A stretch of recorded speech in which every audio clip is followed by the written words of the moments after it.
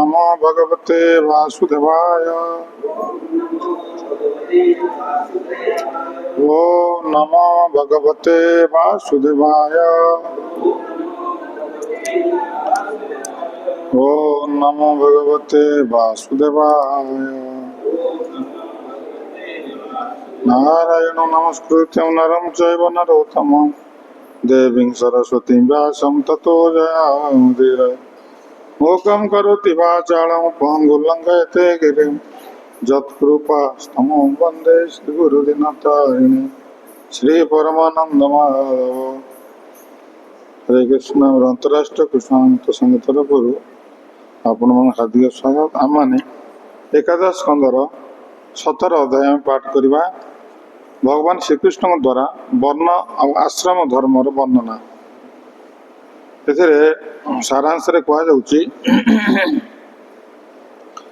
पूर्व भगवान श्रीकृष्ण हंस अवतार ग्रहण कर ब्रह्मचारी तथा गृहस्थ आश्रम कर्तव्य संपर्क आलोचना करते। बर्तमान यही अध्याय उद्धव सम्मुखें से पुनर्बार से कथा विस्तृत वर्णना प्रदान कर। उद्धव जितेबाला वर्णना समूह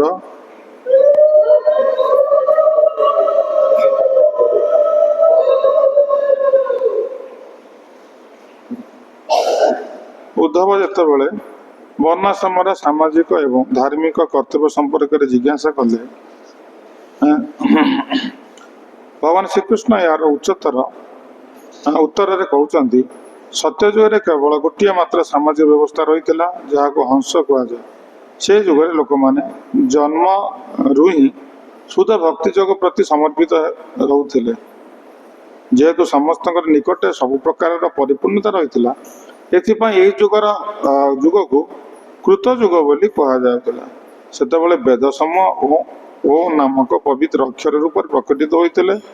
भगवान को धर्म अवतार चतुष्पय वृषभ रूप केवल मन भितर अनुभव करा। सेतबेले यज्ञ विधिर सूत्रपात होई नथिला एवं स्वभावत तपगुणी निष्पाप लोक मान भगवान साकार रूप को ध्यान करुले। या त्रेता जुगे भगवान हृदय रु 3 वेद प्रकटित है एवं से यज्ञ अग्निर त्रिविध रूप प्रकट है। से समय भगवान दिव्य अंगु 4 वर्ण तथा 4 आश्रम उद्भव घटी समाजर विभिन्न वर्गर सदस्य मान निमित्त जागतिक तथा पारमार्थिक कर्तव्य निर्धारण करथिला। एही वर्ण गुड़िक भगवान उच्च तथा निम्न अंगु जात होइथिबा कारण वर्णाश्रम मध्य उच्च नीच गुण प्रकाशित है। यही वर्णना पर भगवान कृष्ण समाजर 4 वर्ण अंतर्गत तथा वर्णाश्रम बहिर्भूत लोक मान स्वभाव संपर्क व्याख्या कर सहित से साधारण मानव प्रकृति और गुणावली संपर्क व्याख्या कर। उच्च वर्णर मनुष्य द्विज होगापी योग्य। उपनयन संस्कार पर से शिक्षा गुरुंकर निवास स्थान गुरुकुल जावाक पड़ता है। छात्र ब्रह्मचारी को शांतचित्त हो वेदाध्ययन रत रहा आवश्यक। से जटा धारण करने उचित। दंतमार्जन निजपाई उत्तम आसन व्यवस्था स्नान तथा शौच समय वार्तालाप केश और नख काटिबा तथा इच्छाकृत वीर्यस्खलन ता मध्य निषिद्ध होता। ताकू दिन में त्रिसंध्या अर्चना करने को पड़ता है। ईर्षामुक्त भाग में निज गुरुदेव सेवा करने को हुए। ब्रह्मचारी को भिक्षार जहाँ कि भोजन तथा अन्य द्रव्य मिलता है ताकू नहीं गुरुदेव निकट अर्पण करने को हुए। भगवान नैवेद्य समर्पण करने पर जो अवशिष्ट मिले ताकू ही भोजन कर पेट पोषण करने को होता है। से गुरुंकर पाद सेवा करने उचित। गुरु पूजन करने इंद्रिय भोग को वर्जन कर कठोर ब्रह्मचर्य आचरण करने उचित। से कायमन वाक्य अनुमोदन पंथार परमात्मा रूप परमेश्वर मोहन पूजा कर ब्रह्मचारी मानकर वार्तालाप तथा खेल कौतुक करने संपूर्ण वर्जनीय अटे। समाजर समस्त आश्रम लोक मैंने स्वच्छता सदा जल विशुद्धि आवश्यक पालन करने उचित। प्रत्येक व्यक्ति मान निर्देश दि जाए। भगवान समस्त हृदय वास करते सर्वदा मन रखा उचित। वेदर समस्त अंग को अध्ययन करने पर कौन ब्राह्मण जदि भौतिक सुख प्रति आसक्त रहे तो से गुरुदेव निकट अनुमति नहीं गृहस्थाश्रम प्रवेश करें। अन्यथा तार जदि भौतिक वासना न था तेरे से वानप्रस्थ सन्यास जीवन अतिवाहित करें। ଗୋଟିଏ ଆଶ୍ରମରୁ ଅନ୍ୟ ଏକ ଆଶ୍ରମକୁ ପ୍ରବେଶ କରିବା ସମୟରେ ବର୍ଣ୍ଣାଶ୍ରମର କ୍ରମକୁ ଧ୍ୟାନ ରଖିବାକୁ ହୋଇଥାଏ। ଗୃହସ୍ଥାଶ୍ରମରେ ପ୍ରବେଶ କରିବାକୁ ଇଚ୍ଛୁକ ବ୍ୟକ୍ତି ନିଜ ସଦୃଶ ବର୍ଣ୍ଣର ଯେଉଁଠାରେ ଆପତ୍ତି ନ ରହିଥାଏ ନିଜଠାରୁ ଅଳ୍ପ ବୟସର ପତ୍ନୀ ଗ୍ରହଣ କରିବା ଉଚିତ। ନା ପ୍ରବେଶ କରି ଇଚ୍ଛୁକ ବ୍ୟକ୍ତି ନିଜ ସଦୃଶ ବର୍ଣ୍ଣର ଯେଉଁଠାରେ ଆପତ୍ତି ରହିନଥାଏ ନିଜଠାରୁ ଅଳ୍ପ ବୟସର ପତ୍ନୀ ଗ୍ରହଣ କରିବା ଉଚିତ। ଦ୍ୱିଜ ଅର୍ଥାତ୍ ବ୍ରାହ୍ମଣ, କ୍ଷତ୍ରିୟ ତଥା ବୈଶ୍ୟ ଏହି ତିନି ବର୍ଣ୍ଣର ଲୋକମାନଙ୍କର ଅନିବାର୍ଯ୍ୟ କର୍ତ୍ତବ୍ୟ ହେଉଛି ପରମେଶ୍ୱରଙ୍କର ପୂଜାର ଆରାଧନା କରିବା, ବେଦାଦାନ କରିବା ତଥା ଦାନ ପୁଣ୍ୟ କରିବା, ଦାନ ଗ୍ରହଣ, ଶିକ୍ଷାଦାନ ଓ ଅନ୍ୟମାନଙ୍କ ନିମିତ୍ତ ହୋମ ଯଜ୍ଞାଦି କର୍ମ କରିବା। ଏହି ବୃତ୍ତିର ସୁଯୋଗ କେବଳ ବ୍ରାହ୍ମଣମାନଙ୍କର ନିକଟରେ ରହିଥାଏ। ଯଦି କୌଣସି ବ୍ରାହ୍ମଣ ଏହା ମନେ କରନ୍ତି ଯେ ଏସବୁ କର୍ମରେ ନିୟୋଜିତ ହେବା ଦ୍ୱାରା ତାଙ୍କର ଚେତନା ପ୍ରଦୂଷିତ ହେଉଛି, ତାହେଲେ ସେ କ୍ଷେତ୍ରମାନଙ୍କ ଠାରୁ ଶସ୍ୟ ସଂଗ୍ରହ କରି ଜୀବିକା ନିର୍ବାହ କରିପାରିବେ। ସେ ଯଦି ଦାରିଦ୍ର୍ୟରେ ପ୍ରପୀଡ଼ିତ ହୁଅନ୍ତି ତେବେ ସେ ବ୍ରାହ୍ମଣ, କ୍ଷତ୍ରିୟ ବା ବୈଶ୍ୟ ବୃତ୍ତି ଅବଶ୍ୟ ଗ୍ରହଣ କରିପାରନ୍ତି, କିନ୍ତୁ ସେ କଦାଚିତ୍ ଶୂଦ୍ର ବୃତ୍ତି ଗ୍ରହଣ କରିବା ଉଚିତ ନୁହେଁ। ଏହିପରି ସ୍ଥଳେ ଜଣେ କ୍ଷତ୍ରିୟ ବୈଶ୍ୟ ବୃତ୍ତି ଗ୍ରହଣ କରିପାରେ ବା ଜଣେ ବୈଶ୍ୟ ଶୂଦ୍ର ବୃତ୍ତି ଗ୍ରହଣ କରିପାରେ, କିନ୍ତୁ ଆପଦ ସମୟ ବିତିଯିବା ପରେ ବି ନିମ୍ନ ବୃତ୍ତିରେ ନିୟୋଜିତ ରହିବା ଉଚିତ ନୁହେଁ। ନିଜର କର୍ତ୍ତବ୍ୟରେ ନିୟୋଜିତ ବ୍ରାହ୍ମଣ କ୍ଷୁଦ୍ର ଭୌତିକ ଇଚ୍ଛା ପରିତ୍ୟାଗ କରିଦେଇଥାଏ, ବୈଷ୍ଣବଜନଙ୍କ ସେବା କରିଥାଏ ଏବଂ ଭଗବାନଙ୍କର ଶରଣାଗତ ରହିଥାଏ। ଗୃହସ୍ଥମାନେ ପ୍ରତିଦିନ ବେଦାନ୍ତନ କରିବା ଉଚିତ ଏବଂ ନିଜ ବୃତ୍ତିରୁ ପରିଶ୍ରମର ଉପାର୍ଜନରେ ଆଶ୍ରିତ ମାନଙ୍କର ଲାଳନ ପାଳନ କରିବା ଉଚିତ। ଯେତେ ଦୂର ସମ୍ଭବ ସେ ଅନୁଷ୍ଠାନିକ ଯାଗଯଜ୍ଞ ମଧ୍ୟରେ ଭଗବାନଙ୍କର ପୂଜା ଆରାଧନା କରିବା ଉଚିତ।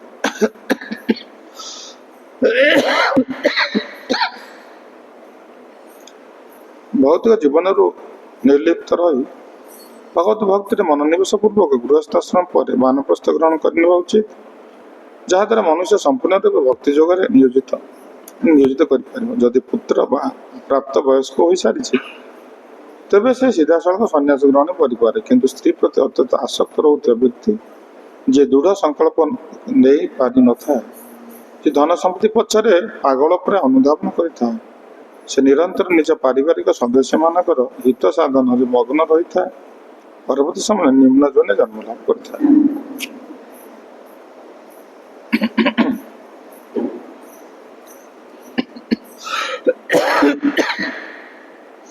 ଶ୍ଲୋକ ନମ୍ବର 1 ଆଉ 2। ଶ୍ରୀ ଉଦ୍ଧବ ଉବାଚ ଯଃ ତ୍ୱୟା ଅଭିହିତ ପୂର୍ବଂ ଧର୍ମ ତ୍ୱତ୍ ଭକ୍ତି ଲକ୍ଷଣ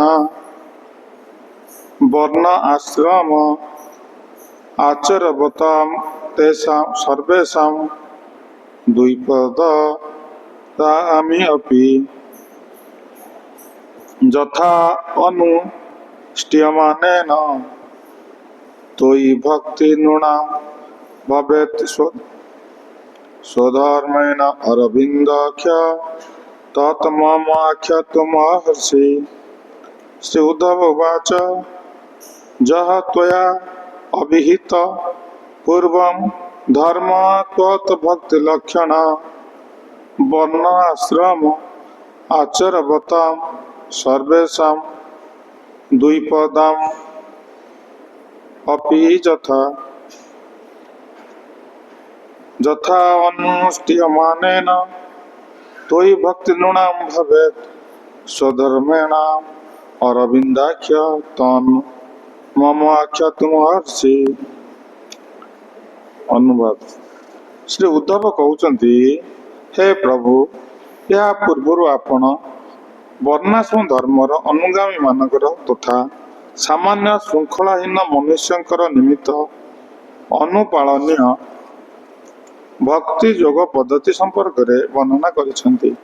हे कमल नयन, कृपापूर्वक मते वर्तमान कहतु निज निजर विहित कर्तव्य संपन्न करी समग्र मानव समाज किपरि आपणकर प्रेममयी भक्ति नियोजित हो पारे। भावार्थ।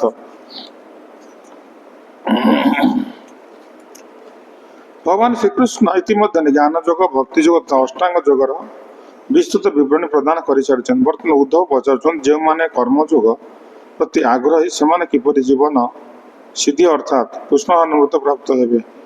भगवत गीतार भगवान कृष्ण वर्णना କରିଛନ୍ତି ଯେ ସେହି ବର୍ଣ୍ଣାଶ୍ରମ ଧର୍ମର ସ୍ରଷ୍ଟା ଚାତୁର୍ବର୍ଣ୍ଣ ମହାସୃଷ୍ଟ ଗୁଣଗଣ ବିଭାଗ ସେଥିପାଇଁ କି ବର୍ଣ୍ଣାଶ୍ରମ ପଦ୍ଧତିର ପରମ ଲକ୍ଷ୍ୟ ହେଉଛି ପରମେଶ୍ୱର ଭଗବାନଙ୍କୁ ପ୍ରସନ୍ନ କରିବା। ଅନ୍ୟ ପ୍ରକାର କହିବାକୁ ଗଲେ ମନୁଷ୍ୟକୁ ଭଗବତ ଭକ୍ତ ହୋଇ ବିଶୁଦ୍ଧ ଭକ୍ତିର ବିଧାନ ଶିକ୍ଷା କରିବା ଉଚିତ। ଶୁଦ୍ଧ ଭଗବତ ଭକ୍ତି ପ୍ରାପ୍ତ କରିବାର ସବୁଠାରୁ ସରଳ ମାଧ୍ୟମ ହେଉଛି ଭଗବତ ଜନକର ସଙ୍ଗ ଲାଭ କରିବା। ଯଦି କେହି ବ୍ୟକ୍ତି ବିନୀତ ହୋଇ ଅଥବା ଶ୍ରଦ୍ଧାବାନ ନ ନେଇ ଶୁଦ୍ଧ ଭଗବତ ଭକ୍ତ ସଙ୍ଗୀତ କରେ ତେବେ ତାକୁ ତୁରନ୍ତ ଜୀବନ ସିଦ୍ଧି ପ୍ରାପ୍ତ ହୋଇଥାଏ।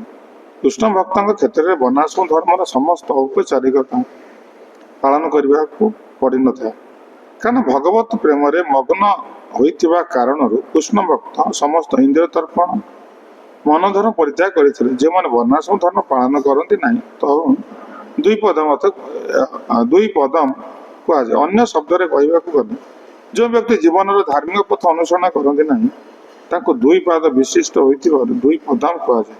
ସାଧାରଣ ପଶୁ ଏବଂ କୀଟପତଙ୍ଗ ମଧ୍ୟ ଆହାର ନିଦ୍ରା ଭୟ ମୈଥୁନ କର୍ମରେ ଲିପ୍ତ ହୋଇଥାନ୍ତି, କିନ୍ତୁ ମନୁଷ୍ୟ ଏପରି ନିମ୍ନ ଯୋନିକୁ ଭିନ୍ନ। କାରଣ ବିଶ୍ୱାସ ଅଛି ଯେ ଧର୍ମାଚରଣ ଦ୍ୱାରା ଅତ୍ୟନ୍ତ ଶୁଦ୍ଧ କୃଷ୍ଣ ଭକ୍ତି ଲାଭ କରି ଭଗବାନଙ୍କୁ ଭକ୍ତି ନିବେଦନ କରିବା ସାମର୍ଥ୍ୟ ଲାଭ କରିଥାଏ। এই যে আমি পড়ুছে এটা হচ্ছে ভগবান শ্রীকৃষ্ণ দ্বারা বর্ণাশ্রম ধর্ম বিষয়ে বর্ণনা করা হয়েছে। ভগবান কহিদেছেন ভগবত গীতা কর্মযোগরে যে কর্মযোগরে যে কর্মযোগ মানে কর্মী মানে কর্ম যে কর্মরে সদা সর্বদা নিজকে নিয়োজিত করছেন। কারণ ভগবান কর্মযোগ যেতে কহিলে অর্জুনকে শিখাইলে অর্জুন তুমি যদি কর্ম ত্যাগ করিদেব কর্ম ত্যাগ অপেক্ষা কর্মফল ত্যাগ হচ্ছে শ্রেয়স্কর। কারণ কর্মফলକୁ কর্ম ত্যাগ কলে জଣେ সুখী ହେଇପାରିବନି। କାରଣ କର୍ମ ସିନା ତ୍ୟାଗ କରିଦେବ ହେଲେ ମନରେ ବସିକି କ'ଣ କରିବ ସେଇ କାମ ଗୁଡ଼ିକୁ ଚିନ୍ତା କରିବ। ତେଣୁ ଭଗବାନ କହିଲେ ଏଟା ନିଜକୁ ଠକୁଛି। ତେଣୁକୁ ଯେଉଁମାନେ ଧ୍ୟାନ ଯୋଗରେ ସେ ଧ୍ୟାନ ଯୋଗରେ ମଗ୍ନ ରହିଲେ, ଭକ୍ତି ଯୋଗରେ ମଗ୍ନ ରହିଲେ, କିନ୍ତୁ ଯେଉଁମାନେ କର୍ମ ଯୋଗୀ ସେମାନେ କେମିତି ଭଗବାନଙ୍କୁ ପ୍ରାପ୍ତ ହେବେ ସେ ବିଷୟରେ ଏଠି ଭଗବାନ ସେ ଟେକ୍ନିକଟା ଉଦ୍ଧବଙ୍କୁ କହୁଛନ୍ତି। କାରଣ ଭଗବାନ କହିଲେ କାମ ନ କଲେ ଜୀବ ନିଜ ଶରୀରକୁ ବି ରକ୍ଷା କରିପାରିବନି।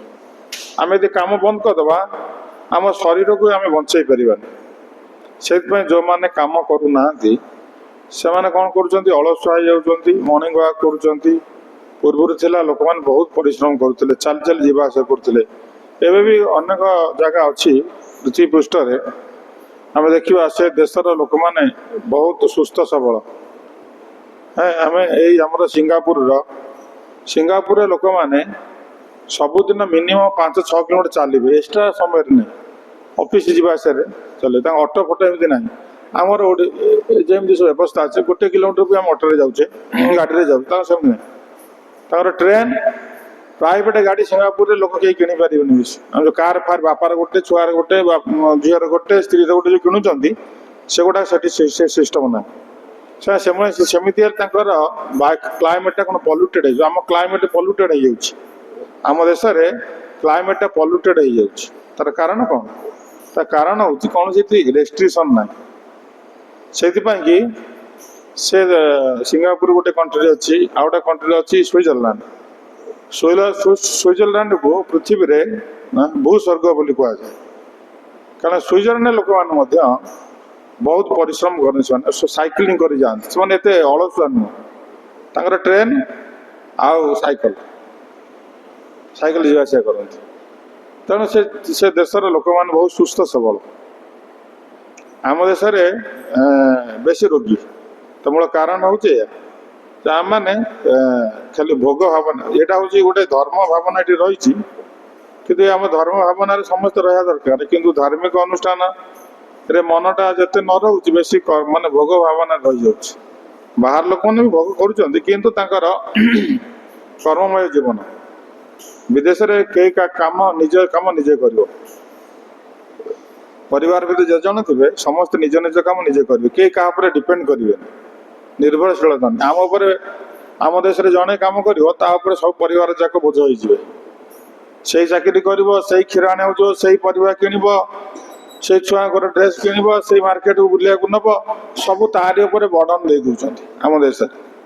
ଯାହାଫଳରେ କି ସେ ପାଗଳା ହେଇଯିବ, ନାଇଁ କି?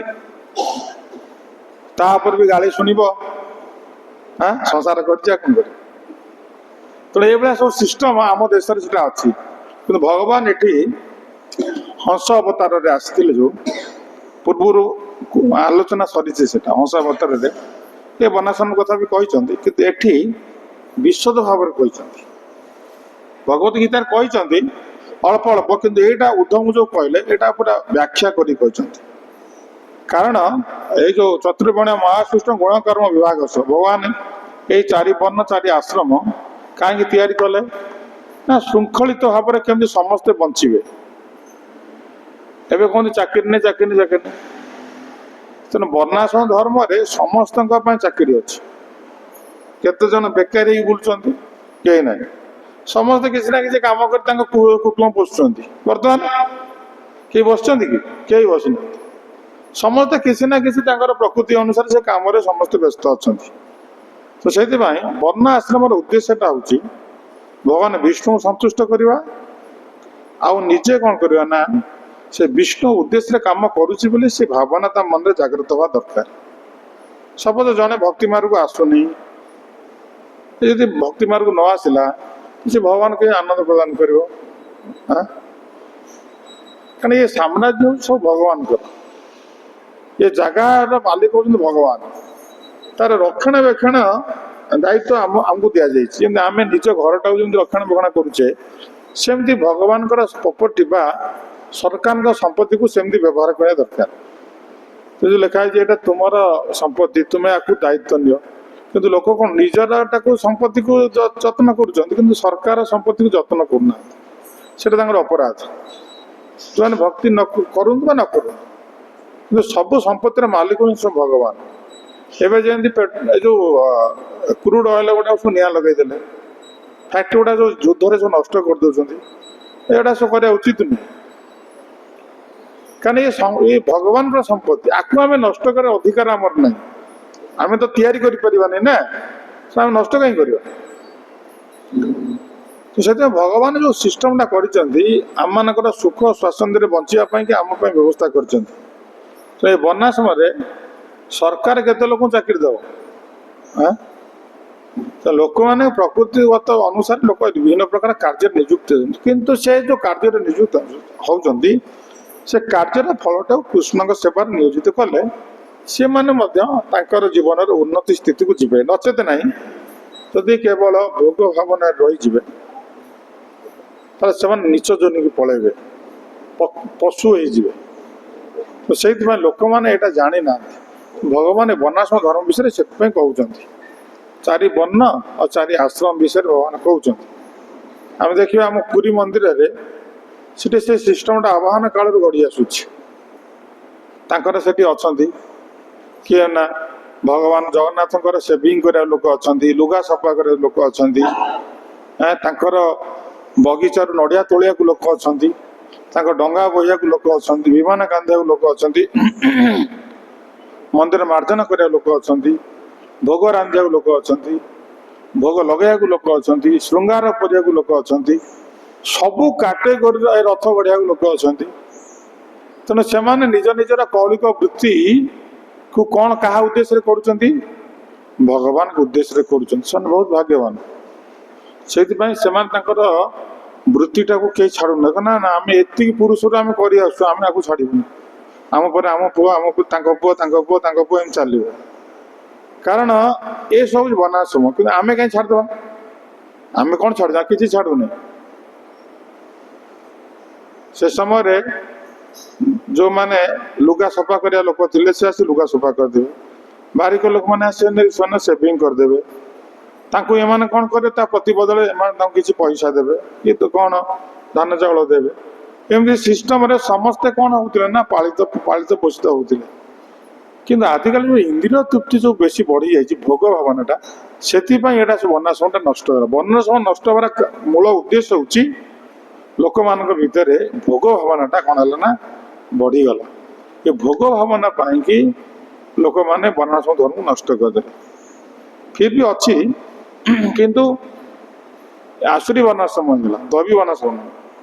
ମାନେ ଯୋଉ ପୁରୁଷ ଧରି ଗଢ଼ି ଗଢ଼ି ଆସୁଥିଲା, ତା ପୁଅ ତା ପୁଅ ତା ପୁଅ, ଆଉ ସେମିତି ନାହିଁ। ଏବେ ଲଣ୍ଡ୍ରି ଯେଉଁମାନେ କରୁଛନ୍ତି ସେମାନେ ଆଉ ସେ ଲୋକମାନେ କରୁନାହାନ୍ତି। ଏବେ ବିଭିନ୍ନ ଯେଉଁ ଜାତିର ଲୋକମାନେ ଲଣ୍ଡ୍ରି କଲେ, ସେଲୁନ ଯେଉଁ କରୁଛନ୍ତି, ସେଲୁନରେ କ'ଣ ଆଉ ବାରିକ ସେଲୁନ କରୁଛି?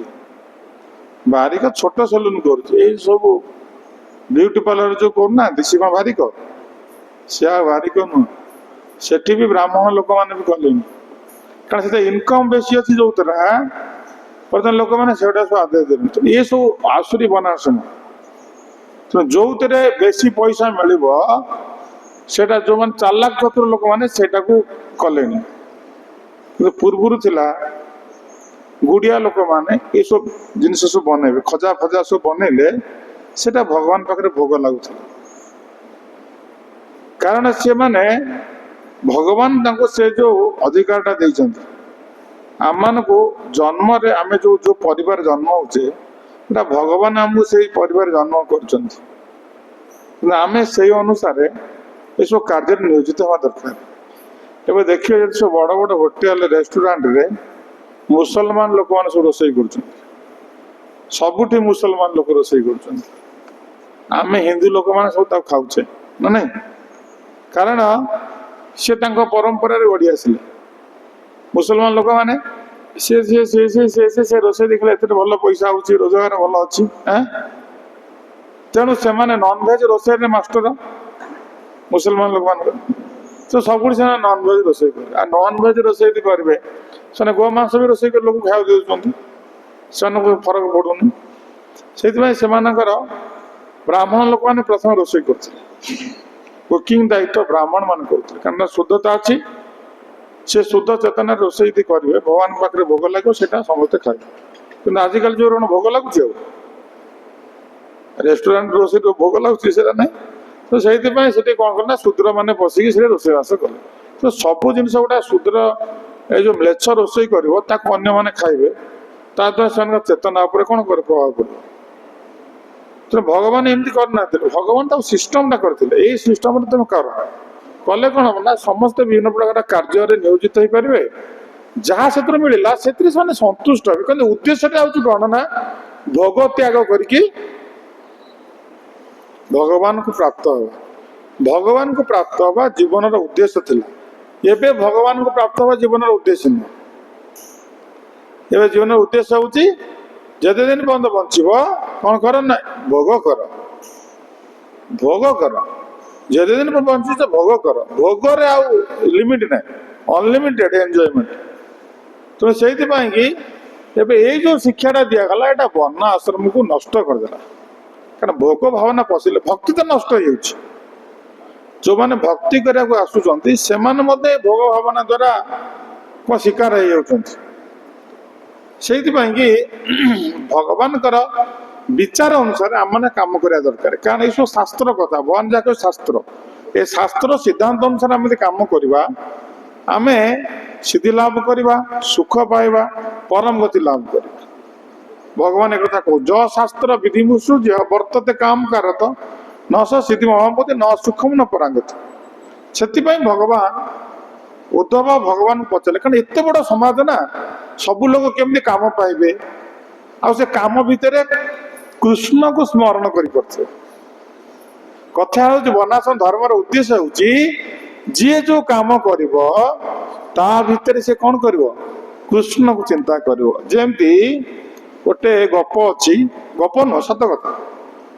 ମାନେ ଗୋଟେ ମୋଚି ସେ ଚପଲ କ'ଣ କରେ ନା, ସିଲେଇ କରି ମୋଚିଙ୍କ କାମ ଚପଲ ତିଆରି କରିବେ, ଚପଲ ସଫା କରିବେ।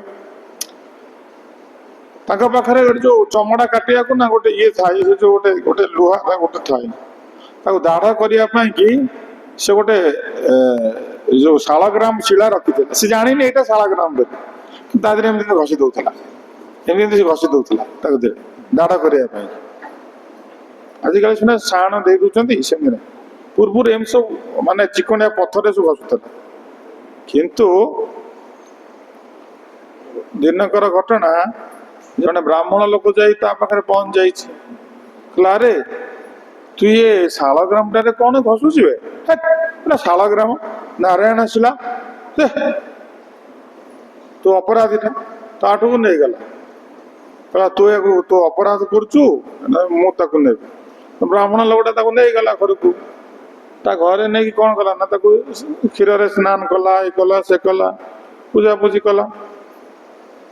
ରାତିରେ ଶାଳଗ୍ରାମ ତାକୁ କହୁଛନ୍ତି ହେ ବ୍ରାହ୍ମଣ ଦେବତା ମତେ ନେଇ ସେଇଠି ପୁଣି ଛାଡ଼ିଦେ, ମୁଁ ସେ ମୋଚି ପାଖେ ରହିବି। କହିଲା ଆରେ ମୋଚି ପାଖେ କ'ଣ ରହିବି, ମୋଚି ପାଖେ ରହିଲେ ବା ତ ମୁଁ ସେ ଚପଲରେ ଏଟା ଘୋରୁଛି, ମୁଁ ଆଣିକି ପୂଜା କଲାଣି ଶାଳଗ୍ରାମ ଅଭିଷେକ କରୁଛି। କହିଲା ନା ନା ମୁଁ ସେଇଠି ରହିବି। କହିଲା କାହିଁକି ତୁ ସେଠି ରହିବୁ? ନା ମତେ ସେ ସବୁଦିନ ଗୀତ ଗୋବିନ୍ଦ ଶୁଣଉଥିଲା, କିନ୍ତୁ ସିଏ ଜାଣିନି ଯେ ଏଇଟା ଶାଳଗ୍ରାମ, କିନ୍ତୁ ସେ ମୋଚି ହେଲେ ବି ସେ ଗୀତ ଗୋବିନ୍ଦ ଗାନ କରୁଥିଲା। ତେଣୁ ଭଗବାନ ଦେଖନ୍ତୁ ବ୍ରାହ୍ମଣ ପାଖରେ ରହୁନାହାନ୍ତି, ମୋଚି ପାଖକୁ ପଳାଉଛନ୍ତି। କାହିଁକି? ସେ ମୋଚି ତାର କର୍ତ୍ତବ୍ୟ କର୍ମ ସମ୍ପାଦନା କରିବା ସଙ୍ଗେ ସଙ୍ଗେ ଭଗବାନଙ୍କର ଗୁଣ କୀର୍ତ୍ତନ କରୁଛି। ତେଣୁ ସବୁ ବର୍ଣ୍ଣ ଆଶ୍ରମର ଉଦ୍ଦେଶ୍ୟ ହେଉଛି ଯେ ସଂସ୍କୃତି ହରିତୋଷଣ, ହରିଙ୍କୁ ସନ୍ତୁଷ୍ଟ କରିବା ପାଇଁ କି ଆମକୁ କାମ କରିବାକୁ ପଡ଼ିବ। ସେଥିପାଇଁ ଆମେ ଯେଉଁ ଭକ୍ତି ମାର୍ଗକୁ ଯେଉଁମାନେ ଆସିଗଲେ ଆମେ କାହିଁ କହୁଛୁ ହାତ କରିବ କାମ, ପାଟି କରିବ ନାମ।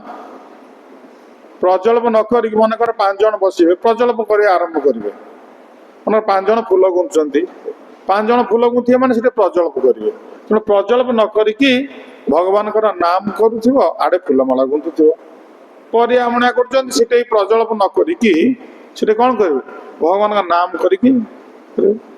ମନେକର ଅର୍ଚ୍ଚନ ହେଉଛି, ପୂଜାରୀ ମାନେ ଅଛନ୍ତି, 2-4ଟା ପୂଜାରୀ ଯଦି ରହିବେ ସେ ବି ପ୍ରଜଳ୍ପ କରିବେ। କାରଣ 1ରୁ ଅଧିକ ହବ ମାନେ ପ୍ରଜଳ୍ପ ଆରମ୍ଭ। ତେଣୁ ସେଠି ପ୍ରଜଳ୍ପ ନ କରି ସେ କ'ଣ କରିବେ ନା ଭଗବାନଙ୍କର କ୍ଲାସ ଲଗେଇଦେବେ, କିମ୍ବା ନାମ ବାଜୁଥିବ ସେଆକୁ ମେଡିଟେଟ୍ କରି ସାଙ୍ଗ ସେବା କରିବେ। ତେଣୁ ଏଇଟା ହେଉଛି ଭଗବାନଙ୍କର, ଏଇଟା ହେଉଛି କହିବାର ଉଦ୍ଦେଶ୍ୟ। ଯିଏ ଯେଉଁ ପରିସ୍ଥିତିରେ ରହିଛି ତାର ସ୍ଥିତି ଅନୁସାରେ କାର୍ଯ୍ୟ କରିବ ଏବଂ ଭଗବାନ ହରିଙ୍କୁ ସ୍ମରଣ ଯେମିତି ହବ ସବୁ କ୍ଷେତ୍ରରେ, ସେଇଟା ହେଉଛି ଇମ୍ପୋର୍ଟାଣ୍ଟ। ହରି ସ୍ମରଣ ଯଦି ନହେଲା ତାହେଲେ କିଛି ଲାଭ ନାହିଁ। ତେଣୁ ଏ ବର୍ଣ୍ଣାଶ୍ରମର ଉଦ୍ଦେଶ୍ୟ ହେଉଛି କର୍ତ୍ତବ୍ୟ କର୍ମ, ସମସ୍ତେ ଚାକିରି ପାଇବେ, ସମସ୍ତେ ଧନ୍ଦା ପାଇବେ, ତତ୍ ସଙ୍ଗେ ସଙ୍ଗେ ହରିଙ୍କୁ ସନ୍ତୁଷ୍ଟ କରିବେ। ହରିଙ୍କୁ ସନ୍ତୁଷ୍ଟ କରିବେ ଏଇ ଚିନ୍ତନାରେ ରହିଲେ ସେଟା ଭୋଗ ଭାବନାଟା ଦୂର ହେଇଯିବ। ଆଜିକାଲି ଭୋଗ ଭାବନାଟା ବଢିବ ବି, ସଂସାରଟା ପଲ୍ୟୁଟେଡ୍ ମୂଳ କାରଣ ହେଉଛି ଭୋଗ ଭାବନା ମନରେ ବଢିବା। ତେଣୁ ଏ ଭୋଗ ଭାବନାଟା ବଢିବାରୁ ଆଜି ସମାଜ ଯୋଉ ସଂସାରରେ ଦୁଃଖ ଖେଳି ଯାଉଛି। ଦୁଃଖ ଖେଳିବାର ମୁଖ୍ୟ ଉଦ୍ଦେଶ୍ୟ ହେଉଛି ଭୋଗ ଭାବନା। ଲୋକମାନେ ଆମେ ଏନ୍ଜୟ କରିବୁ, କିନ୍ତୁ ଏନ୍ଜୟ କରିବାର ପର ଷ୍ଟେପଟା ହେଉଛି ଦୁଃଖ। ସେଟା ଭଗବାନ କହିଲେ ଯେହି ସଂସର୍ଶଜା ଭୋଗା ଦୁଃଖ ଜନୟ ଏବତେ। ଭୋଗ ହିଁ ଆମକୁ କ'ଣ କରିବ? ଦୁଃଖ ପ୍ରଦାନ କରିବ। ଆମେ କହୁଛୁ ଆମେ ଏନ୍ଜୟ କରୁଛୁ, କିନ୍ତୁ ରିଅଲ ଆମେ ଏନ୍ଜୟ କରୁନେ। ଆମେ ଏନ୍ଜୟ କରୁଥିଲେ କିନ୍ତୁ ତାର ବିପରୀତ ହେଉଛି କ'ଣ? ବିପରୀତ ହେଉଛି ଦୁଃଖ। ଆଜିକାଲି ଯୋଉ ପୁଅ ଝିଅ ମାନେ କହୁଛନ୍ତି ଆମେ ଏନ୍ଜୟ କରୁଛୁ, ଆରେ କ'ଣ ଏନ୍ଜୟ କରୁଛ? ଏନ୍ଜୟ କରୁଛ ସୁଇସାଇଡ୍ କରି ମରୁଛ, ଏନ୍ଜୟ କଲ କି ଏନ୍ଜୟ ସେଟା? ତ ସେଥିପାଇଁ ଏଗୁଡ଼ା ସବୁ ଭାଣ୍ଡାମି। ଆକ୍ଚୁଆଲି ଲୋକମାନେ ଆମେ ଏଠି ଗୋଟେ ଫ୍ୟାକ୍ଟ୍ରି ହେଲା, ବହୁତ ଲୋକ ଏଠି ଚାକିରି କଲେ, ବହୁତ ଦରମା ପାଇଲେ, ଖାଇ ପିଇକି ସକୁଶା କଲେ, ଆମେ ଖାଇବି ଭଲରେ ଅଛୁ। ଖାଇ ଭଲ ଅଛ? ଯୋଉ ଏୟାର ଯୋଉ ପଲ୍ୟୁସନ ହେଉଛି, ଏୟାର ପଲ୍ୟୁସନ ହବାରୁ କ'ଣ? ପୂର୍ବରୁ ଲୋକମାନେ ଗାଁ ଗହଳି ଲୋକମାନେ କ'ଣ କରୁଥିଲେ? ଗାଁ ଗହଳି ଲୋକମାନେ ସେଠି ଫ୍ୟାନ୍ ନଥିଲା ନା ନାଇଁ, ବିଞ୍ଚି ଶୋଇପଡୁଥିଲେ ନା ନାଇଁ। ମୁଁ ଯାଇଥିଲି ଗୋଟେ, ସେ ଯୋଉ ଲୋକମାନେ ଯୋଉ କାମ କରୁନାହାନ୍ତି, ଦିନ ସାରା ପରିଶ୍ରମ କରୁଛନ୍ତି, ରାତି ହେଲେ ତାଙ୍କର ଫ୍ୟାନ୍ ନା ଲାଇଟ୍ ନା କ'ଣ ଦରକାର, ଯୋଉଠି ପଡ଼ିଲେ ସେଠି ଶୋଇଲେ ବାସ୍। ତେଣୁ ପରିଶ୍ରମ ହେଲେ ନିଦଟା ବଢିଆ ହେଇଯାଉଛି, ସେମାନେ ଶୋଇ ପଡୁଛନ୍ତି, ତାଙ୍କୁ ଗରମ ଜଣାପଡୁନି। ପୂର୍ବରୁ ଗରମ ହଉଥିଲା କିନ୍ତୁ ଏତେଟା ହଉନଥିଲା। ବର୍ତ୍ତମାନ ଯେତିକି ଗାଡି ମଟର ଚାଲିଲା, ଫ୍ୟାକ୍ଟ୍ରି ହେଲା, ଆହୁରି ପୁଣି ଏବେ ଫ୍ୟାକ୍ଟ୍ରି ହବା ତିଆରି ଚାଲିଛି। କାରଣ ଚାକିରି ଲୋକ ଏନଗେଜ ହେବେ, ଦରମା ପାଇବେ। ଦରମା ପାଇଲେ କ'ଣ କରିବେ? ଜଣକେ 5-5ଟା ଲେଖା ବିଲ୍ଡିଂ ବନେଇବେ, ଆଉ 2-4ଟା ଲେଖା କାର୍ କିଣିବେ, ବୁଲିବେ।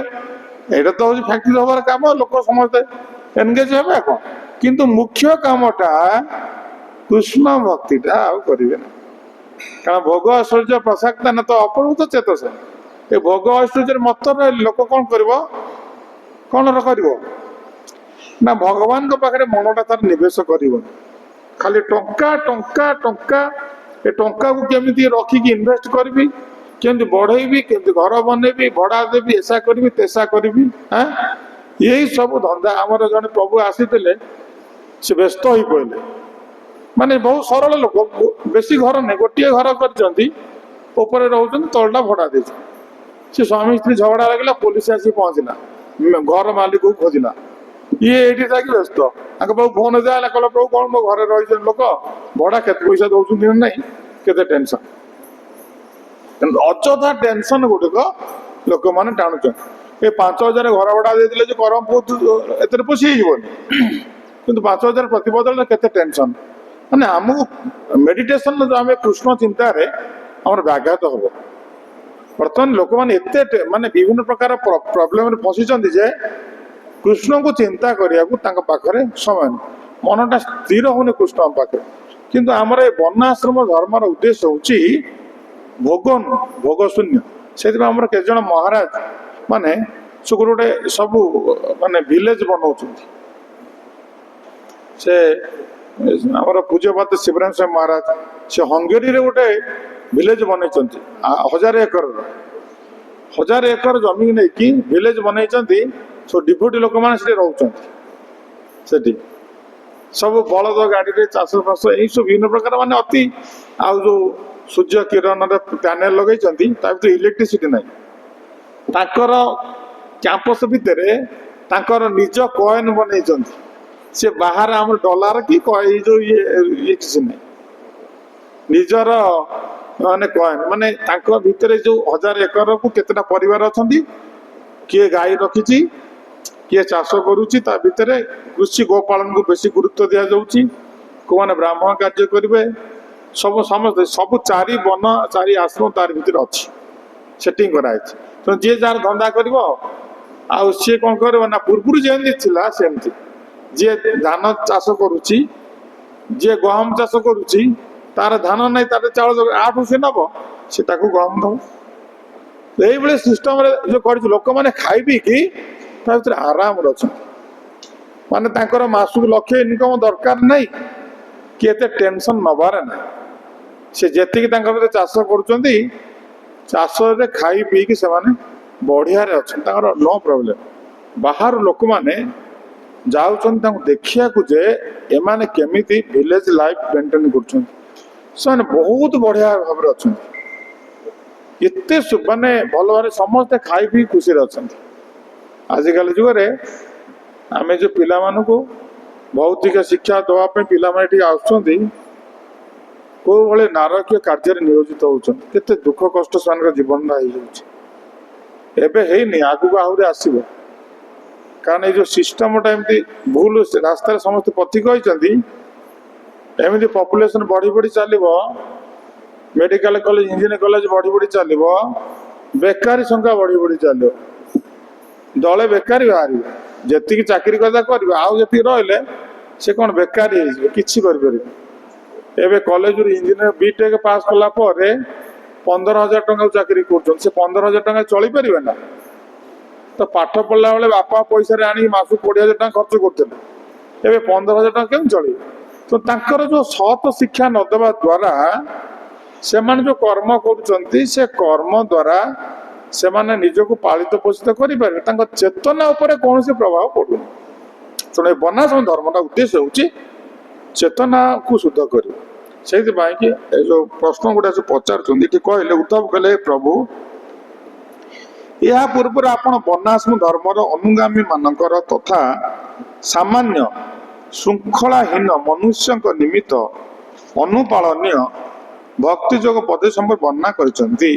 ହେ କମଳ ନୟନ, କୃପା ପୂର୍ବକ ମତେ ବର୍ତ୍ତମାନ କୁହନ୍ତୁ, ନିଜ ନିଜର ବିହିତ କର୍ତ୍ତବ୍ୟ ସମ୍ପନ୍ନ କରି ସମଗ୍ର ମାନବ ସମାଜ କିପରି ଆପଣ ପ୍ରେମମୟୀ ଭକ୍ତିରେ ନିୟୋଜିତ ହୋଇପାରିବ। ତେଣୁ ଏଠି ଉଦ୍ଧବ କଣ କରୁଛନ୍ତି, କେତେ ସୁନ୍ଦର ପ୍ରଶ୍ନ ପଚାରିଲେ। ଜୟ ଜୟ ସୀତାରାମ ଲକ୍ଷ୍ମଣ ହନୁମାନ ମହାରାଜ କି ଜୟ। ଉଦ୍ଧବଙ୍କ ପ୍ରଶ୍ନ ହଉଛି ଯେ ଆମେ ନିଜ ନିଜର କର୍ତ୍ତବ୍ୟ ସମ୍ପାଦନ କରିବା ସଙ୍ଗେ ସଙ୍ଗେ ଭଗବାନଙ୍କ ପ୍ରେମମୟୀ ସେବାରେ କେମିତି ନିୟୋଜିତ ହେଇପାରିବା। କାରଣ ଆମେ ଯୋଉ ଭୌତିକ କର୍ମ କରୁଛେ, ସେ ଭୌତିକ କର୍ମ ଆମକୁ ଭକ୍ତି ମାର୍ଗ ପୁରା ବିଚ୍ୟୁତ କରିଦଉଛି, କିନ୍ତୁ ଆମକୁ ଇନଭଲ୍ଭ ହେଇକି କେମିତି ସେଇଟା କରିବା, କିନ୍ତୁ କୃଷ୍ଣ ସ୍ମରଣ ଯେମିତି ହେଇପାରିବ।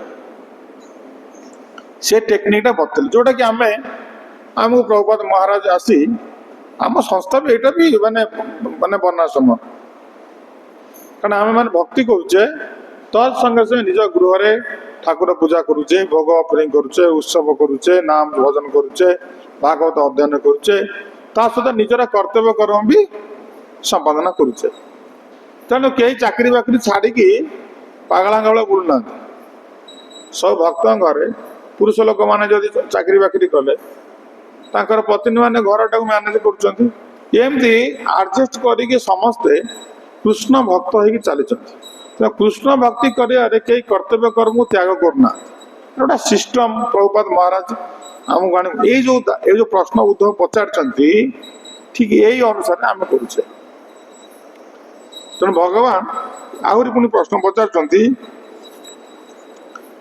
पुरा किल महाबाहु धर्म परमकं प्रभो जतन स्वरूपेण ब्रह्मणे माधव सईदानी सुमहत कालेन मित्र दर्शन न प्राय भवित मर्त्य लोके प्रागनु अनुशासित हे प्रभु हे महाबाहु आपण यह पूर्व हंस रूप श्री ब्रह्मा जी को यही धर्मीय सिद्धांतर व्याख्यान कर धर्म अनुशासनकारी को परम सुख प्रदान कर हे माधव सेबे ठारू एपर्यंत बहु समय अतिबाहित हो सारी तेणु हे शत्रुघ्न आपणकर पूर्व उपदेशर महत्व यथाशीघ्र अवलुप्त हो तेणु भगवान को उद्धव कहते हे प्रभु आपण हंस अवतार रे ये जो वनाश धर्म कथा आप वर्णना करते किंतु कालर गति अनुसार जमी भगवद गीतार 4 नंबर श्लोक चतुर्थ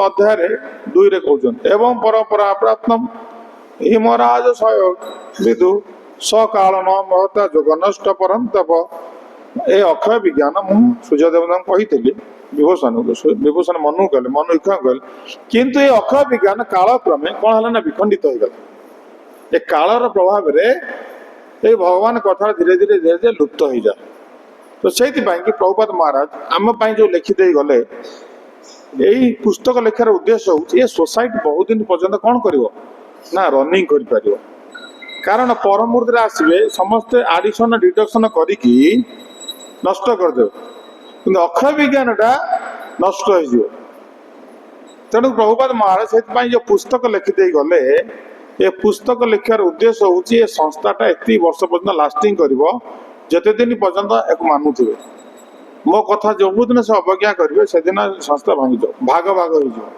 तो मनोधर्मी सब आसी कारण कालर प्रभाव में सब नष्ट हो जाए तेणु एठी कहले उद्धव हे प्रभु आपण जो कथा कहते हंस अवतार कालक्रमे से गुड़ी सब कौन है धीरे धीरे नष्ट हो गला पुणी आप आउ थे आमको वनाश्रम विषय कहतु कारण भगवान जो आसी आज 5000 वर्ष पूर्व आसते कि हंस अवतार जो कहते लक्ष लक्ष कोटि कोटि वर्ष पूर्व कहते तेणु यही निकट जो भगवान आसते आम मैंने भाग्यवान जो भगवान श्रीकृष्ण मात्र 5000 वर्ष पूर्व आसते तेणु आमको जो शिक्षा गुड़ा दे आम मान एक कथा उद्धव प्रश्न पचारुंट आपणकर पूर्व उपदेशर महत्व यथाशीघ्र अवलुप्त हो वक्ता कर्ता विधान्य धर्म साच्युत ते भुवि सभायामपि वैरिंचा जत्र मूर्ति धरा कला कर्ता वित्रा प्रवक्ता च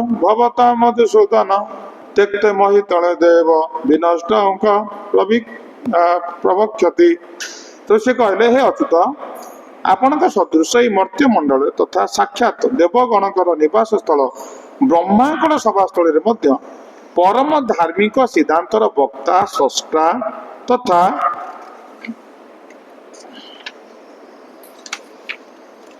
रक्षक नाती है मधुसूदन जितेबाला पारमार्थिक ज्ञान स्रष्टा रक्षक तथा प्रवक्ता आपण स्वयं मर्त्यलोक परित्याग करदे तेरे विनष्ट हो जाए ज्ञान को पुनर्बार किए अपा कह तेणु कहले आपण तो निजे ये जो दस्टा स्रष्टा निजे तापर रक्षक निजे निजे प्रवक्ता सब किसी आपण तो ये सब जगह आपण पाखु आसी तेणु आपण एवं आम पाखु ଏବେ ଆପଣ ପଳେଇବେ। ତ ଯିବା ପୂର୍ବରୁ ଫାଇନାଲ କଥା ଗୁଡା କହିଦିଅନ୍ତୁ ଯେ କି ଆମ ମାନଙ୍କୁ ଆଗକୁ ଚିନ୍ତା କରିବାକୁ ପଡିବନି। କାରଣ ଅନେକ ଗ୍ରନ୍ଥ ଅଛି ସବୁ ନଷ୍ଟ ହେଇଗଲା। ଏତେ ଗ୍ରନ୍ଥ ସବୁ ନଷ୍ଟ ହେଇଯାଇଛି, ଯେମିତିକି ପ୍ରଭୁପାଦ ମହାପ୍ରଭୁ ଯୋଉ ଯାଇଥିଲେ ଦକ୍ଷିଣ ଭାରତ, ସେଠି ବ୍ରହ୍ମ ସଂହିତା ପାଇଲେ, ମାନେ ସେପଟେ ନଷ୍ଟ ପ୍ରାୟ ହେଇଥିଲା। ଯେମିତି ଏବେ ଆମେ ଦେଖୁଛେ ଭଗବାନ ଚୈତନ୍ୟ ମହାପ୍ରଭୁ ଯୋଉ ହାତ ଲେଖା ଅମ୍ବିକା କାଲାନ ମନ୍ଦିରରେ ଅଛି, ଗୌର ନିତ୍ୟାନନ୍ଦ ଯୋଉ ଅଛନ୍ତି ଅମ୍ବିକା କାଲାନରେ, ଗୌରଦାସ ପଣ୍ଡିତଙ୍କର ମନ୍ଦିରରେ ମହାପ୍ରଭୁଙ୍କର ହାତ ଲେଖା ଚିଠି ଅଛି। ତ ସ୍ୱୟଂ ଭଗବାନ ଚୈତନ୍ୟ ମହାପ୍ରଭୁ ଚିଠି ଲେଖିଛନ୍ତି। ସେଟା କେତେ ଦିନ ରହିବ? ଏଇ 500 ବର୍ଷ ପୂର୍ବରୁ ଥିଲା, ତାଳପତ୍ର ଲେଖିଛନ୍ତି। ଏବେ ସମୟ ଆସିବ ଆଉ 500 ବର୍ଷ ପୂର୍ବେ ସେ ନଥିବ।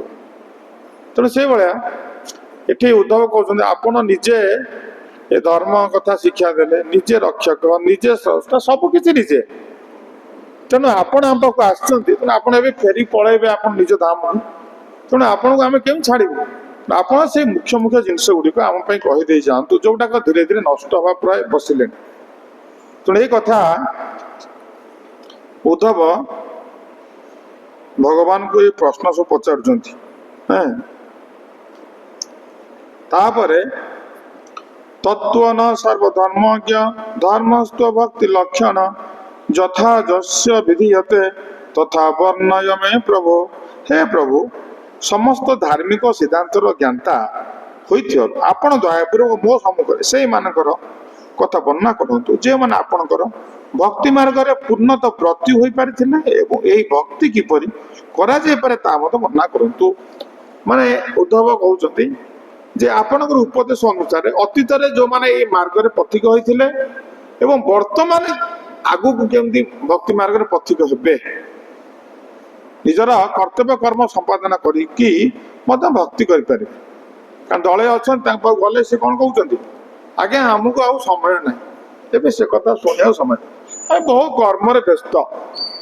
ତେଣୁ ଏଠି ଯୋଉ କର୍ମଯୋଗୀ ମାନେ ଯେ କର୍ମରେ ବ୍ୟସ୍ତ କିନ୍ତୁ ଭଗବାନଙ୍କର ଭକ୍ତି କରୁନାହାନ୍ତି, ସେଥିପାଇଁ ସେ କର୍ମ କରନ୍ତୁ କିନ୍ତୁ ଭଗବାନଙ୍କର ଭକ୍ତି ବି କରିବେ। ଏ ଉଭୟ କେମିତି ପାରାଲାଲ ହେଇ ଚାଲିବ, ସେଇ ପ୍ରଶ୍ନ ଉଦ୍ଧବ ପଚାରୁଛନ୍ତି। ତାପରେ ସୁଗତ ଗୋସାଇଁ କହୁଛନ୍ତି ଇଥତଂ ସବୃତ୍ୟ ମୁଖେନ ପୃଷ୍ଟସ ଭଗବାନ ହରି ତୀର୍ଥ କ୍ଷମାୟ ମର୍ତ୍ୟାନ ଧର୍ମନା ସନାତନ। ଶ୍ରୀ ସୁଗତ ଗୋସାଇଁ କହିଲେ ଭକ୍ତ ପ୍ରବର ଉଦ୍ଧବଙ୍କର ଏପରି ପ୍ରଶ୍ନ ଶୁଣି ଭଗବାନ ଶ୍ରୀକୃଷ୍ଣ ପ୍ରସନ୍ନ ହୋଇଥିଲେ ଏବଂ ସମସ୍ତ ବଦ୍ଧଜୀବ ଗଣଙ୍କର କଲ୍ୟାଣ ନିମନ୍ତେ ସେ ଧାର୍ମିକ ବିଧି ବିଧାନ ବର୍ଣ୍ଣନା କରିଥିଲେ, ଯାହା ଶାଶ୍ୱତ ଅଟେ। ଭଗବାନ ଏତେ ଶୁଣିଲେ ବହୁତ ଖୁସି ହେଇଗଲେ ଉଦ୍ଧବଙ୍କ ପ୍ରଶ୍ନ। କାହିଁକି ନା ଉଦ୍ଧବ ଯୋଉ ପ୍ରଶ୍ନ ପଚାରୁଛନ୍ତି ଜଗତର କଲ୍ୟାଣ ପାଇଁ, ଜଗତବାସୀଙ୍କର କେମିତି କଲ୍ୟାଣ ହବ ସେଟା ଭଗବାନ ଚାହୁଁଛନ୍ତି। ତେଣୁ ଏଇଟା ହଉଛି ଭଗବାନ ଆଉ ଭଗବାନ ଭକ୍ତଙ୍କ ଲକ୍ଷଣ। ଉଦ୍ଧବ ଯୋଉ ପ୍ରଶ୍ନ ପଚାରିଲେ, ସପୋଜ ଆମର ଯୋଉ 7 ଦିନ ବ୍ୟାପୀ ଆମେ ଯୋଉ ଚନ୍ଦନ ଯାତ୍ରା ଉତ୍ସବ କଲେ, ଲୋକମାନଙ୍କୁ ଡାକିଲେ ଉତ୍ସବରେ ଯୋଗଦାନ କର, ଆଉ କଣ କର ନା ପ୍ରସାଦ ପାଅ, ଭଗବାନଙ୍କ ସାଥିରେ ଯାଅ, ତାଙ୍କ ଉପରେ ଫୁଲ ପକାଅ। ଫୁଲ କଣ କିଏ କିଣିକି ଆଣୁଛି? ନାହିଁ, ସେଇ ଗଛରେ ଅଛି, ତୋଳ ଭଗବାନ ପାଖରେ ପକାଅ। ମାନେ ଏ ଯୋଉ କାର୍ଯ୍ୟ ଭଗବାନ ଆଉ ତାଙ୍କର ଏଇ ଯୋଉ କର୍ମୀ ଜଗତକୁ ଯୋଉ ମିଶ୍ରଣ, ତାଙ୍କ ଭିତରେ ମିଳନ, ଭଗବାନ ବହୁତ ପ୍ରସନ୍ନ ହୁଅନ୍ତି। କାରଣ ଏ ବଦ୍ଧଜୀବ ମାନେ ଭଗବାନଙ୍କ ପାଖରୁ ଦୂରେଇ ଯାଇଛନ୍ତି। ଯୋଉ ଦୂରେଇ ଯାଇଛନ୍ତି ସେଥିପାଇଁ ଭଗବାନଙ୍କ ମନରେ ଗୋଟିଏ ହଉଛି କଣ, ଦୁଃଖ। ଏଇଠି ସେଇଥିପାଇଁ କି ଆମମାନଙ୍କ ମନ୍ଦିରରେ ଭଗବାନଙ୍କୁ ଖାଇବା ପିଇବାକୁ ଦେଇକି ରହିବାକୁ ଦେଇକି ପୂଜାପୂଜି କଲେ ଭଗବାନ ସେଥିରେ ସନ୍ତୁଷ୍ଟ ହୁଅନ୍ତି। କାରଣ ତାଙ୍କ ମନରେ ଗୋଟେ ଦୁଃଖ ଅଛି, ଯେମିତି ବାପା ମା ଚିନ୍ତା କରୁଛନ୍ତି ମୋ ପିଲାଟା ଦୁଷ୍ଟ ହେଇଗଲା, ସେମିତି ଭଗବାନ ମଧ୍ୟ ଚିନ୍ତା କରୁଛନ୍ତି ପିଲାମାନେ ମୋର ଦୁଷ୍ଟ ହେଇଗଲେ, ମୋ ପାଖକୁ କେମିତି ଆସନ୍ତୁ, ତାଙ୍କର ମୋର ମିଳନ ହଉ। ସେଥିପାଇଁ ମଧ୍ୟସ୍ଥି କରୁଛନ୍ତି କି ଭକ୍ତମାନଙ୍କର ଉଦ୍ୟମ ଫୋନ କରିବେ, ଡାକିବେ, ଏସା ତେସା ସବୁ ହଉଛି, ଏ ହଉଛି, ସିଏ ହଉଛି, ଡୋନେସନ ଦିଅ, ଏସବୁ ମହାନ ସେବା। ଏସବୁ ଭଗବାନଙ୍କ ସାମ୍ରାଜ୍ୟରେ ମହାନ ସେବା ହଉଛି ଅନ୍ୟର କଲ୍ୟାଣ କରିବା। ସାଧାରଣ ଲୋକ ଆଉ କିଛି ବୁଝିପାରିବ? ଆରେ କଣ ଏଗୁଡାକ ସବୁ କରୁଛନ୍ତି, ଏମିତି କାହିଁକି ବେକାର ଏମିତି କରୁଛନ୍ତି? ଏଗୁଡା ସବୁ କିଛି ଆଙ୍କ ଧନ୍ଦା ନାହିଁ। ନା, এটা ଭଗବାନ ଏଥିରେ ଯେତିକି ପ୍ରୀତି ହୁଅନ୍ତି, ଆମେ ତାଙ୍କୁ ଘର ଭିତରେ ରଖିକି ଏସି ରୁମରେ ରଖି ଖାଇବା ପିଇବାକୁ ଦେଇକି ସେତିକି ଖୁସି କରେଇ ପାରିବାନି? ଭଗବାନ ଏଥିରେ ଖୁସି ହେବେନି? ଭଗବାନ ଚାହୁଁଛନ୍ତି ମୋ ପାଖକୁ ଲୋକମାନେ ଆସନ୍ତୁ, ମତେ ଦେଖନ୍ତୁ, ମତେ ପ୍ରଣାମ କରନ୍ତୁ, ମତେ ଫୁଲ ଦିଅନ୍ତୁ, ମତେ ଫଳ ଦିଅନ୍ତୁ, ମତେ ପାଣି ଦିଅନ୍ତୁ, ମତେ ପ୍ରଣାମ କରନ୍ତୁ, ତାହେଲେ ମୁଁ ତାଙ୍କର ମଙ୍ଗଳ କରିବି। ସେଥିପାଇଁ ଏ କାର୍ଯ୍ୟରେ ଯୋଉମାନେ ନିଯୁକ୍ତି ହୁଅନ୍ତି, ଭଗବାନ କହିଲେ ସେଭଳି ପ୍ରିୟ ମୋର ସଂସାରରେ କେହି ନାହାନ୍ତି। ମାନେ କହିଦେଲେ, କହିଲେ ମୋର ସ୍ତ୍ରୀ ବି ମୋର ଏତେ ପ୍ରିୟ ନୁହଁ, ମୋ ଭାଇ ବି ମୋର ପ୍ରିୟ ନୁହଁ, ମୋ ଆତ୍ମା ବି ମୋର ଏତେ ପ୍ରିୟ ନୁହଁ, ଯେତିକି ପ୍ରିୟ ଏଇ ସନ୍ଥ ଲୋକମାନେ, ଯିଏ କି କଣ କରୁଛନ୍ତି, ଅନ୍ୟମାନଙ୍କୁ ଆଣିକି ମୋ ପାଖରେ ପହଞ୍ଚଉଛନ୍ତି। ଗୋଟେ ଘରକୁ ଯାଇକି ଭିକ୍ଷା କରିବ, କୃଷ୍ଣ ସେବା କରିବ, ତାଠୁ ମାଗିକି ଆଣି ଭଗବାନ ସେବାରେ ଲଗେଇଲେ ସେ ବ୍ୟକ୍ତି ଉପରେ ଭଗବାନ ଯେତିକି ପ୍ରସନ୍ନ ହେବେ, ନିଜ ପକେଟରୁ ରୋଷେଇ ବାସ କରି ଖାଇବାକୁ ଦେଲେ ସେତିକି ସେ ପ୍ରସନ୍ନ ହେବେନି ଭଗବାନ। ଏଟା ଭଗବାନଙ୍କର ମନର କଥା। ତ ସେଥିପାଇଁ କି ଆମ ସଂସ୍ଥା ଯୋଉ ପ୍ରଚାର ପ୍ରସାର କରୁଛି, ଏ ପ୍ରଚାର ପ୍ରସାରଟାର ଉଦ୍ଦେଶ୍ୟ ହଉଛି ସେୟା, କୃଷ୍ଣ ଖୁସି ହେବେ ଏ କାର୍ଯ୍ୟରେ, ଭଗବାନ ସନ୍ତୁଷ୍ଟ ହେବେ। ସେଇଥିପାଇଁ କି ସୁଖଦେବ ଗୋସ୍ୱାମୀ କହିଲେ, ଭକ୍ତ ପ୍ରବର ଉଦ୍ଧବଙ୍କର ଏପରି ପ୍ରଶ୍ନ ଶୁଣି ଭଗବାନ ଶ୍ରୀକୃଷ୍ଣ ପ୍ରସନ୍ନ ହୋଇଥିଲେ। ଭଗବାନ ସାଙ୍ଗେ ସାଙ୍ଗେ ପ୍ରସନ୍ନ ହେଇଗଲେ, ପ୍ରଶ୍ନ ଶୁଣିକି ପ୍ରସନ୍ନ ହେଇଯାଉଛନ୍ତି। ଏବଂ ସମସ୍ତ ବଦ୍ଧ ଜୀବଙ୍କର କଲ୍ୟାଣ ନିମନ୍ତେ ସେ ଧାର୍ମିକ ବିଧି ବିଧାନ ବର୍ଣ୍ଣନା କରିଥିଲେ, ଯାହା ଶାଶ୍ୱତ ଅଟେ। ତ ସେ କଥା ଆମେ କାଲିକି ପଢିବା, କଣ ଭଗବାନ ଆମ ପାଇଁ କି ବ୍ୟବସ୍ଥା କରିଛନ୍ତି, କେମିତି ଆମେ କର୍ମ ମାଧ୍ୟମରେ ନିଜର କର୍ତ୍ତବ୍ୟ କର୍ମ କରିବା ସଙ୍ଗେ ସଙ୍ଗେ କେମିତି ଭଗବାନ ଶ୍ରୀକୃଷ୍ଣଙ୍କୁ ଆମେ ପ୍ରସନ୍ନ କରିପାରିବା ଏବଂ ତାଙ୍କ ସହିତ ସମ୍ବନ୍ଧ ଯୋଡ଼ି ପାରିବା, ଏବଂ ଶେଷ ମୁହୂର୍ତ୍ତରେ ଆମେ ଯେତେବେଳେ ମୃତ୍ୟୁବରଣ କରିବା ସେତେବେଳେ ଆମେ ଭଗବାନଙ୍କର ପାଖକୁ ପଳେଇବା, ନଚେତ ଆମର ଜନ୍ମରେ ଉନ୍ନତି ହବ, ଆମ ଉନ୍ନତ ସ୍ଥାନରେ ଜନ୍ମ ଲାଭ କରିବା ଏବଂ ସେଇଠି ରହି ଭଗବାନଙ୍କର ଭକ୍ତି କରିବାକୁ ଆମକୁ ସୁଅବସର ମିଳିବ। କିନ୍ତୁ ବର୍ତ୍ତମାନ ଯୁଗରେ ଲୋକମାନେ କର୍ମ କରୁଛନ୍ତି, କର୍ମରୁ କେହି ବିରତ ହଉନାହାନ୍ତି, କିନ୍ତୁ କର୍ମର ଫଳଟାକୁ ଆଣି କଣ କରୁଛନ୍ତି, ଭୋଗ କରୁଛନ୍ତି। ଭଗବାନ ଯାହା କହିଲେ ଯେ ତୁମର କର୍ମ କରିବାର ଅଧିକାର ଅଛି, ଫଳର ଅଧିକାର ନାହିଁ, କିନ୍ତୁ ଆମେ କହିବା ମୋର ଫଳର ଅଧିକାର ଅଛି। ତ ଦୈବୀ ବନାଶ୍ରମରେ ଫଳର ଅଧିକାର ନାହିଁ। ମନେକର ଆମେ ଏଇଠି ଆମ୍ବ ଚାଷ କରୁଥିଲୁ, କଣ ହେଲା, ଆମ୍ବ ସବୁ ବାଡ଼େଇ ଦେଲା, ସବୁ ପଡ଼ି ନଷ୍ଟ ହେଇଗଲା। ସିଏ ଦେଇଥିଲେ, ସିଏ ନେଇଗଲେ, ଆମେ ଏଥିରେ ଦୁଃଖ କଲେ କିଛି ହବନି। ଏ ଗୋଟେ ଚାଷୀ ଆମ୍ବ ଚାଷ କରୁଥିଲା, ସିଏ କଣ ମାନେ ବିଷ ପିଇଦେଲା। କାହିଁକି ଧାନ ଚାଷ କରୁଛି, ଧାନ ଚାଷ ପୋକ ଖାଇଲେ ବିଷ ପିଇଦେଲା। କାହିଁକି ସେ ବିଷ ପିଇଦେଲା? ଯେହେତୁ ଫଳ କାମନା ତାର ମନରେ ଅଛି। ଫଳ କାମନା ଯଦି ନ ରଖିବ ତାହେଲେ କିଛି ଅସୁବିଧା ନାହିଁ। ଆମେ ଫଳ କାମନା କରିକି ସୋସାଇଟି ବର୍ତ୍ତମାନ ଫଳ କାମନାରେ କର୍ମ ଚାଲିଛି, ସେଥିପାଇଁ ଷ୍ଟ୍ରାଇକ୍ ଫାଇକ୍ କାହିଁ କରାହଉଛି, ହରତାଳ ହଉଛି ନାଇଁ କି, ଦରମା ବଢା, ଫଳରେ ଆମର ଅଧିକାର ଅଛି। କିନ୍ତୁ ଆମେ ଯୋଉ କାମ ଏବେ କରୁଛେ କୃଷ୍ଣଙ୍କ ପାଇଁ କରୁନେ, ଆମେ କାହା ପାଇଁ କରୁଛେ, ନିଜ ପାଇଁ କରୁଛେ। ସେଇଥିପାଇଁ ଏଇଟା ହଉଛି ଆସୁରୀ ବର୍ଣ୍ଣାଶ୍ରମ ଧର୍ମ। ତେଣୁ ଭଗବାନ ଏଠି କହିବେ, କାଲି କଣ କହିବେ ଆମେ ଶୁଣିବା। ହରେ କୃଷ୍ଣ। ଜୟ ଶ୍ରୀଲ ପ୍ରଭୁପାଦ ମହାରାଜ କି ଜୟ, ଜୟ ଶ୍ରୀଲ ଗୁରୁ ମହାରାଜ କି ଜୟ, सीताराम लक्ष्मण हनुमान महाराज की जय, ग्रंथराज भागवत महापुराण की जय, संवेद गौर भक्त वृंद की जय, निताय गौर सीतानाथ प्रेमानंदे हरि हरि।